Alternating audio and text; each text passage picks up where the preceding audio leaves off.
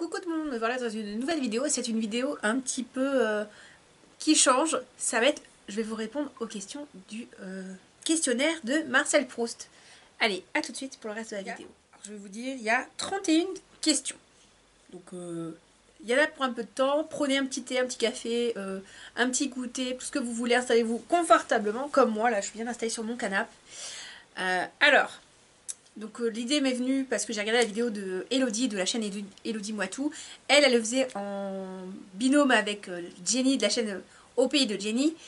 Et en se faisant un petit make-up. Moi je me sentais pas de faire le make-up, répondre, regarder le téléphone. Enfin je me suis dit sinon c'est une catastrophe. On va faire ce qu'on est capable de faire. Voilà. Donc on va se limiter à vous répondre aux questions avec un make-up déjà fait et tourné d'ailleurs. Voilà. Alors question 1. Le principal trait de mon caractère. Il y a plein de choses. Je suis perfectionniste, je suis râleuse. Et en général, ça va avec. Enfin, pour mon cas, hein, parce que si j'arrive pas à faire ce que je veux ou que c'est pas comme je veux, bah, évidemment, je vais râler. Je râle sur tout le monde. Et voilà. Et en fait, ce côté perfectionniste, c'est une qualité, mais ceci est un défaut parce que, ben, pour le coup, quand ça va pas, parce que ça ne va pas dans votre sens comme vous voulez que ça soit fait, et bien en général, je râle et je râle. Voilà. Donc ça fait partie vraiment d'un trait de caractère très marqué chez moi et c'est familial. Hein. Le perfectionniste qui fait râler, mon papa est pareil, donc voilà. Merci papa. Qualité que je préfère chez un homme. Qualité... Sa gentillesse, oui. Sa gentillesse en global. Parce que c'est... on dit oui, un homme, ça doit être viril, ça doit être macho, ça doit être ci, ça... Oui, mais la douceur et la gentillesse, c'est aussi important. Et voilà. Après, vous avez des qualités qui sont universelles. La sincérité, l'honnêteté. Évidemment, mais ça, on recherche ça chez tout le monde de base. Mais voilà, chez un homme, et c'est quelque chose qui, par exemple, qui m'a attiré en premier chez mon mari, c'est sa gentillesse et sa douceur, ce trait de caractère-là, qui est important en fait. La qualité que je préfère chez une femme, et bien ça va être son côté un peu plus guerrière, un peu plus rentre dedans, un peu plus je me laisse pas faire, parce que oui, on attend d'une femme bah, un côté plus doux, gentil, naninana, un peu gnangnan au final. Oui, elle va être comme ça, mais il faut le trait de caractère qui va être le plus fort, c'est le côté un peu guerrière, un peu je me laisse pas faire, un peu j'oublie de ce côté je suis une femme, une faible femme, et ça m'énerve en fait. Donc voilà. Je reviens, je vais aller brancher ma caméra parce qu'en fait je vois que j'ai presque plus de batterie. Je vous dis à tout de suite dans un instant. Voilà, c'est bon, ça va pas couper du coup. Ça serait un peu embêtant. Donc j'étais sur la question 3. Quelle qualité vous préférez chez les femmes? Donc je vous ai répondu. Question 4. Ce que vous appréciez le plus chez vos amis. Je dirais pas la fidélité parce que c'est pas un animal de compagnie, hein, genre un chien. Mais leur capacité à être là quand vous avez besoin, sans forcément être trop présent. Parce que un petit mot, parce que dire tu peux m'appeler quand tu veux à n'importe quelle heure du jour, de la nuit, personne n'est disponible à 100% à ce point-là. Vous avez aussi, ils ont tous une vie, mais, et pour l'avoir vécu à un moment donné de ma vie où j'ai eu besoin d'avoir un petit mot d'amis, de bons amis, je les ai eu ces petits mots, un petit SMS, un petit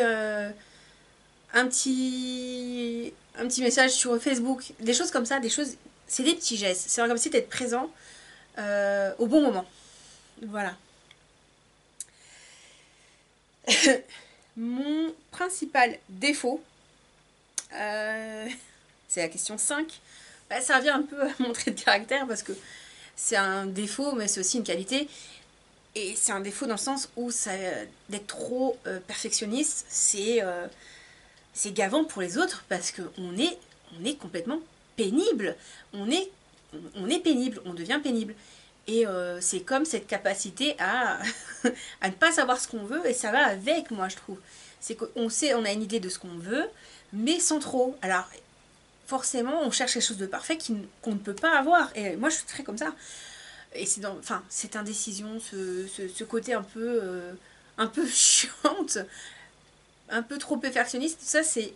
Enfin moi je le vois comme un ensemble parce que c'est dans ces cas-là, je suis vraiment... je suis pénible quoi. Voilà. C'est même plus que... C'est même pas perfectionniste, mon vrai défaut, c'est pénible. Voilà. J'ai une capacité à être pénible, vous imaginez pas les amis, c'est incroyable.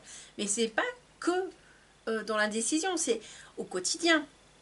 Quand je suis fatiguée, que, bah, un exemple tout bête, hein, mon mari va me dire qu'est-ce que tu veux manger, bah, je sais pas, je sais jamais.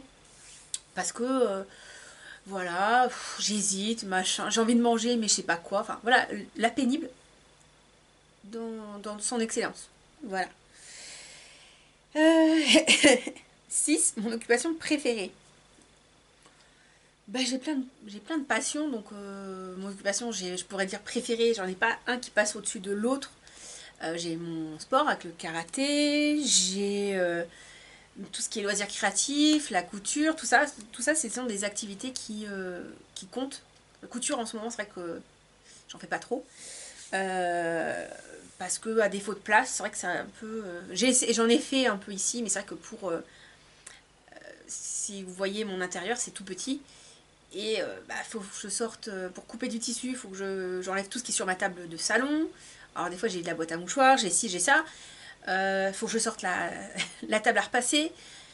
C'est un calvaire, faut que je dégage ce qui est sur ma machine à coudre. Enfin, ça me fait un bazar sans nom. Je mets un quart d'heure, 20 minutes à tout être en place. Et je mets plus d'une demi-heure à tout ranger. Pour peut-être 10 minutes de couture. Enfin, vous voyez, c'est juste l'enfer. Et j'espère que ça va être résolu bientôt. En fait. Bref, passons. 7. Mon rêve de bonheur. Mon rêve de bonheur, bah, c'est avoir une maison qui me convient. C'est trouver un appartement qui va me convenir bientôt. Ça va être des petits bonheurs au quotidien, des petites choses. Pas forcément des trucs fous, genre gagner 100 000 euros. Parce que bon, bah, déjà faut jouer, hein, je joue pas. Donc, ça va être compliqué de gagner 100 000 euros au loto. Hein. Mais des petites choses qui agrémentent ton quotidien. Voilà, c'est voir ta famille. Bah là, ça va être en l'occurrence, ça va être sortir du confinement et de pouvoir chercher un appartement. Mais je vous expliquerai mieux plus tard parce que là, c'est pas le propos. L'appartement de nos rêves pour mon mari et moi, qui soit plus grand que ce qu'on a actuellement. Ça serait le bonheur ultime, c'est d'avoir un F3 voire un F4 pour qu'on ait chacun notre pièce. J'ai pas d'enfant, j'en veux pas. Mais si on pouvait avoir une pièce pour mettre les bureaux, tout ce qui est informatique, le matériel, des affaires à mon mari, et une pièce pour faire ma salle de maquillage, ma salle de couture, ça serait le top. Ça serait le top. Sachant que mon bureau, c'est forcément avec lui parce que je suis une bille en informatique. Je sais manipuler des choses, mais voilà, c'est lui qui entretient mon ordinateur, c'est lui qui sait beaucoup plus de choses, vu que c'est un petit peu son domaine professionnel. Voilà, donc, mais ouais, ça serait avoir un appartement de nos rêves, que ce soit en location ou en achat. Actuellement, ça serait plus une location, parce que pour certaines raisons qui ne nous regardent pas, mais qui sont là, ouais, quand même un appartement plus grand et très vite sans trop galérer aux sorties de confinement. Voilà. 8. Quel serait mon plus grand malheur? Mon plus grand malheur, bah, perdre mes proches, le décès de mes proches. Que ce soit mes parents, ma soeur, ses enfants, mon mari. Je crois que cette sphère-là, si j'en perds un, je perds un morceau de moi-même. Je vais pas en parler parce que c'est le genre de truc qui me fait pleurer. Donc on va passer à la question suivante. Euh, Alors, 9. Ce que je voudrais être. Moi-même. Je suis très bien moi-même. J'ai pas envie d'être quelqu'un d'autre. J'ai pas envie de me faire passer pour quelqu'un d'autre. Je suis très bien avec moi-même. Je suis très bien dans mes pompes. Donc voilà quoi. 10. Le pays où je désirais vivre. Alors, ça dépend. Ça dépend. Si j'étais seule au monde avec mon mari et mon chat, je dirais peut-être le Japon. Parce que ça m'attire. C'est un pays qui m'attire. Mais, comme la situation est telle que j'ai des proches, je ne suis pas seule au monde avec mon mari, bah la France me va très bien et la région parisienne est très bien aussi parce que je suis proche de mes parents, de ma soeur, de ses enfants. Donc, de tout le monde qui compte pour moi. Donc, j'ai pas l'intention d'aller ailleurs, en fait. Je suis très bien ici, en fait. Couleur préférée. On va dire l'arc-en-ciel parce que j'aime toutes les couleurs. J'ai pas une couleur plus préf. Niveau vêtements, c'est vrai qu'à un moment donné, j'avais beaucoup de violet. Après, j'ai eu beaucoup de bleu. C'est par période, en fait. Donc, je suis assez cyclique. En ce moment, c'est jaune. J'ai beaucoup de jaune. Mais voilà. Donc ça c'était la question 11. Question 12, la fleur que j'aime. Je vais pas être très originale, hein, mais j'aime les roses de toutes les couleurs. Pour ce côté un peu romantique, un peu romantique quand c'est une rose un peu rose, rouge pour le côté un peu fatal. Enfin, vous voyez, toutes les roses, je les trouve très jolies. Après, j'aime bien aussi le lilas parce que je trouve ça joli, je trouve ça frais. Mais bon, après, c'est pas ma fleur forcément préférée. L'oiseau que je préfère. Le petit moineau, les tout petits moineaux, tout mignons. Je trouve ça tout mimi. Je dirais pas parce que j'ai pas d'oiseau préféré, mais je trouve ça trop mimi. Comme je pourrais dire, ouais, un perroquet. Vous voyez, voilà, j'ai pas forcément d'oiseau préf. Mais c'est vrai que le petit moineau, le petit côté un peu délicat du petit oiseau qui est tout petit, tout mignon, et qui nous réveille le matin en ville, parce que moi en ville, si je dois avoir des oiseaux, c'est des petits moineaux qui vont me réveiller, ça va pas être des trucs de fou, quoi. Ça va pas être je sais pas moi, un corbeau, un rouge-gorge ou tout ce que vous voulez de la campagne. Hein. Et moi je suis en ville, hein. Je suis pas une personne de la campagne. 14. Mes auteurs de favoris en prose. Comme à la base, je savais pas trop ce que c'est, je me suis un peu renseignée. Je dirais Stephen King. Parce que, ouais, je sais pas si je suis tellement dans le truc, mais bon, moi j'aime bien Stephen King, c'est un auteur que j'ai beaucoup lu, que je lis encore beaucoup. Donc, ouais, ça va être un de mes auteurs faves quand même. Après, mes héros favoris dans la fiction. Euh, mes, euh, Mon héros favori en fiction,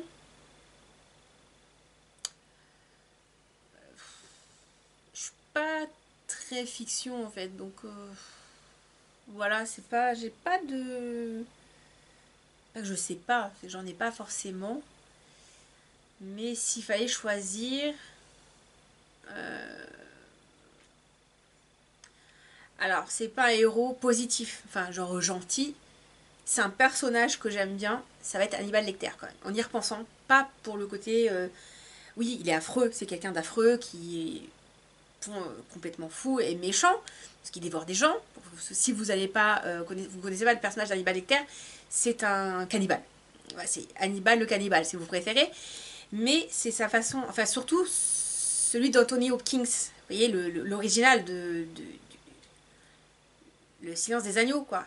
Très, il a une présence qui est phénoménale. Et j'aime beaucoup ce côté-là, très, voilà, il est, c'est un personnage très intelligent, très, et voilà, et c'est vrai qu'il est intéressant. C'est un personnage fondamentalement mauvais, qu'on se l'entende. Si j'allais dans du positif, je pourrais aller plutôt sur un personnage tel que Captain America. Vous voyez, qui ont du charisme. Autant Captain America, c'est vraiment le je sauve le monde et l'Amérique. Et Hannibal Lecter, bah, je vous bouffe tous. Voilà, c'est totalement l'opposé. Après, mon héroïne favorite dans les fictions, alors ça par contre, ça je suis sûre, j'ai pas besoin de réfléchir, c'est Wonder Woman. C'est un personnage que j'aime énormément. Ce côté des Amazones qui guerrières et qui, bah voilà, côté un peu, je peux me défendre, j'ai pas besoin forcément qu'on vienne me secourir, je ne suis pas une chose fragile, je défends la cause de tout le monde, mais c'est vraiment ce côté un peu féministe, un peu, j'ai pas besoin forcément qu'on m'aide, même si parfois je peux assumer avoir besoin d'aide. Et puis même l'image, le costume, bah oui, c'est très dans l'apparence aussi, hein, parce que j'aime le costume de Wonder Woman. Le dernier en date, qui est joué par une Canadienne, j'ai plus son nom. Si je me j'essaierai de vous mettre sa photo là. Mes héros dans la vie réelle. Alors, ça c'est la question Ah, j'ai sauté, pardon. 18, mes compositeurs préférés. Alors, ça dépend dans quel domaine on parle. Si c'est en compositeur classique, j'en ai aucun parce que je n'écoute pas de classique. Alors, moi, là, par contre, je sais pas s'il était compositeur. Je sais qu'il était auteur de beaucoup de ses titres. C'est Michael Jackson. Qu'on aime ou qu'on n'aime pas, vis-à-vis de ce qui s'est passé sur son...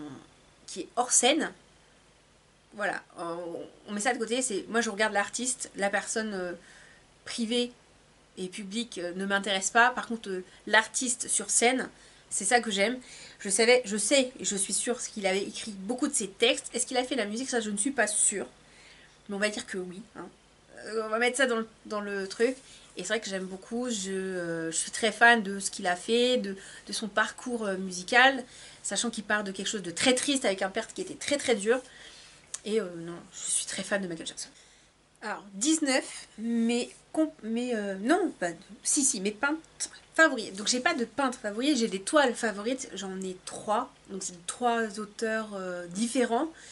J'ai les nénuphars de Claude Monet que je trouve très jolis. La nuit étoilée de Van Gogh, Vincent Van Gogh. Et les de chez Dali.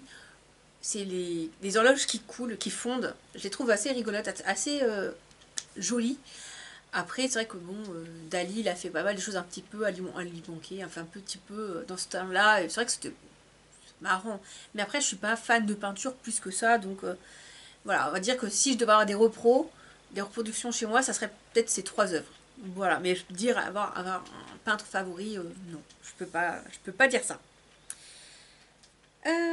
Alors, 20, mes héros dans la vie réelle. Alors, ça va pas être une personne plus qu'une autre. Après, oui, j'ai des personnes en tête qui ont fait beaucoup de bonnes choses, certes, mais ça va être plus une action générale en fait de personnes, un groupe de personnes. Ça va être les résistants qu'il y a eu pendant la Seconde Guerre mondiale, des gens qui ont essayé d'aider leur pays, qui ont essayé d'éviter des déportations, des choses comme ça, qui ont essayé de combattre la terreur d'Hitler. Et c'est vrai que c'est des héros, mais des héroïnes aussi. C'était pas que des hommes, il y avait aussi des femmes. Et ce sont des personnes qui sont peut-être pas assez mentionnées à mon sens. Mes héroïnes dans l'histoire, donc il y a les résistantes évidemment, mais il y a aussi Simone Veil. Simone Veil qui a fait énormément pour la condition de la femme et qui, au jour d'aujourd'hui, sur certains points comme le droit à l'avortement, en train de se perdre parce que vous avez des médecins qui sont contre l'avortement, qui, déjà au niveau de leurs opinions, hein, qui jugent ça pas bien, et aussi une histoire de pépette parce que ce sont des actes qui sont a priori pas qui sont pas rentables et qui veulent pas être faits. Et puis bon, voilà, c'est un peu controversé. Vous avez des politiciens qui ont des avis assez négatifs vis-à-vis de ça, qui pourraient, s'ils entraient au gouvernement, pourraient faire sauter ce droit et qui serait juste une catastrophe pour la femme parce que on dispose de notre corps comme bon nous semble et comme les hommes, ben, ils disposent de leur corps comme bon leur semble. Et voilà, donc c'est un droit, c'est un droit. C'est comme le droit de vote, tout ça, ce sont des choses qu'on a et il faut utiliser. On a le droit de vote, donc exprimons-nous au vote. Nous avons droit à l'avortement. Tu veux pas d'enfant, t'es enceinte, t'as le droit de pas le garder. Et Simone Veil a fait vraiment beaucoup de choses pour la condition féminine et ça fait partie des héroïnes féminines réelles. Non favoris. Mes non favoris.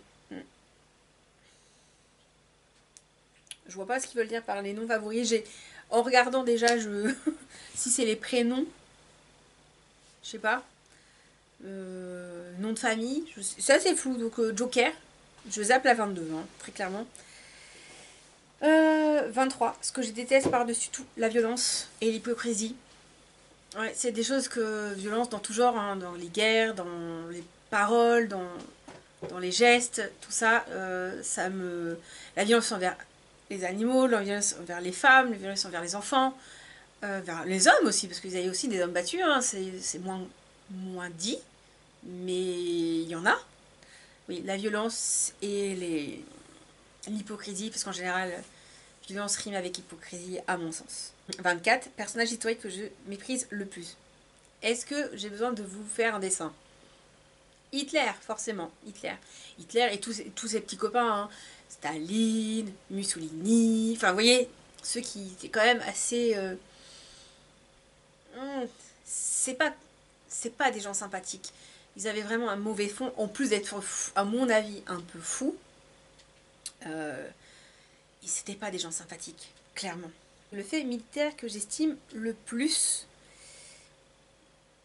vous allez dire, Céline, tu es très pour ta patrie, patriotique, oui, peut-être. Mais là, en l'occurrence, effectivement, c'est sur des terres françaises, ça va être le débarquement. Et débarquement des Américains sur nos côtes. Et cette libération faite par tant de militaires qui nous ont sauvés.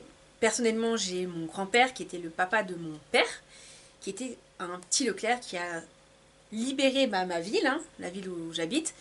Il était parti des troupes de militaires de Leclerc qui a libéré la ville où j'étais. C'est vrai que le débarquement, la libération du pouvoir nazi, c'est un fait militaire qui compte, parce qu'au jour d'aujourd'hui, on est libre. C'est sûrement grâce à tout ça. Voilà. On peut dire qu'on peut faire des vidéos YouTube, qu'on peut dire ce qu'on pense, pas comme dans certains pays où on est bridé et qu'on ne peut pas dire ce qu'on veut. 26. La réforme que j'estime le plus, bah j'en ai deux, hein. Le droit de vote aux femmes et le droit d'avortement fait par Simone Veil. Le droit de vote, je pense pas, c'est pas Simone Veil, hein, je sais pas, mais je me souviens plus. Mais voilà, ça fait deux réformes qui sont essentielles pour nous, la gente féminine. 27. Le don de la nature que je voudrais avoir. Un don de la nature, ce serait, je sais pas, si savoir faire pousser des plantes sans, voilà, qui survivent en fait, et puis au moins un cycle, tu vois, une année, faire des tomates, tout ça sans que ça meure instantanément, donc juste quand je les arrose en fait. Ça serait cool. Au moins j'aurais des tomates cerises, j'aurais des fraises, j'aurais des choses comme ça sur mon balcon. Ça vaudrait le coup que j'en fasse, parce que là sincèrement ça vaut aucun, enfin absolument pas le coup que j'investisse dans des pieds de tomates, des pieds de fraises, des pieds de ce que vous voulez, parce que juste le fait de les regarder, non, ils survivent pas, donc je peux pas. Ouais, la nature de faire pousser des choses, c'est pas mal. Je sais pas ce que vous en pensez, mais en tout cas, moi ça me plairait d'avoir mes fruits frais. Pas tout, hein, parce que c'est relou, ça prend de la place, mais un minimum des tomates, ouais, des tomates, des fraises. Ce serait plutôt cool. 28. Comment j'aimerais mourir? C'est super glauque comme question. Mais je dirais, ben, sans me rendre compte, dans mon lit, de ma belle mort. Ouais, de ma belle mort, en ayant une condition physique suffisamment bien, pas être malade dans le sens de perdre la tête. Bon, bah voilà, je vais avoir toute ma tête, ça serait l'idéal, pour pouvoir profiter de mes proches jusqu'au bout. Même si, oui, bah, je serais très vieille, je serais malade, c'est normal, hein, quand t'as 90 ans, d'être un peu malade. Mais voilà, d'avoir toujours ma tête et du coup de partir sans me rendre compte en faisant dodo. 29. État d'esprit actuel. Stressée et anxieuse. Très clairement. 30. Faute qui m'inspire le plus d'indulgence. Un mauvais choix. Mauvais choix de la personne, parce que bah, un mauvais choix, ça arrive. On est des humains, l'erreur est humaine. Et oui, des fois, enfin, mauvais choix dans la mesure que bon, ça fait pas un drame, hein, quelque chose qui aboutit à quelque chose de très dramatique, mais voilà, un mauvais choix peut être plus facilement pardonnable, surtout si le choix a été fait en espérant, en voulant faire bien. Si c'est un choix fait pour faire un choix, c'est pas tellement pardonnable. Mais un choix fait vraiment dans la conscience de se dire, bon bah je veux faire du bien, je veux que ça soit positif, tu peux difficilement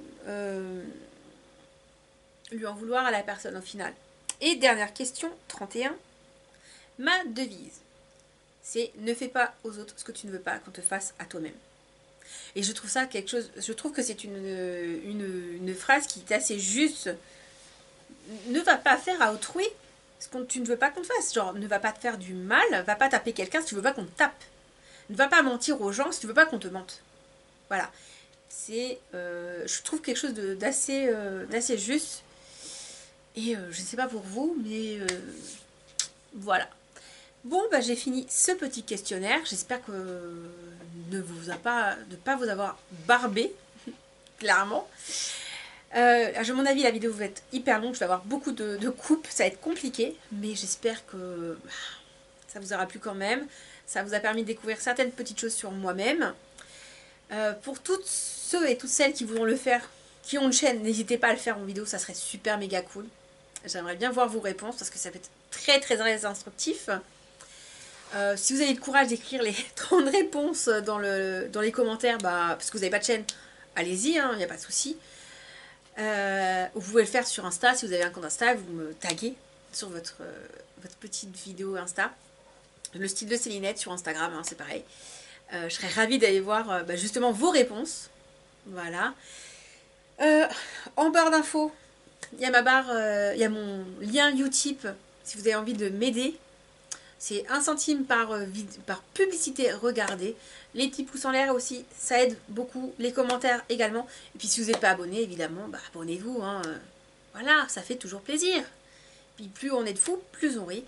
Voilà, sur ce, je vous fais plein de bisous. Je vous dis à une prochaine vidéo. Bye bye.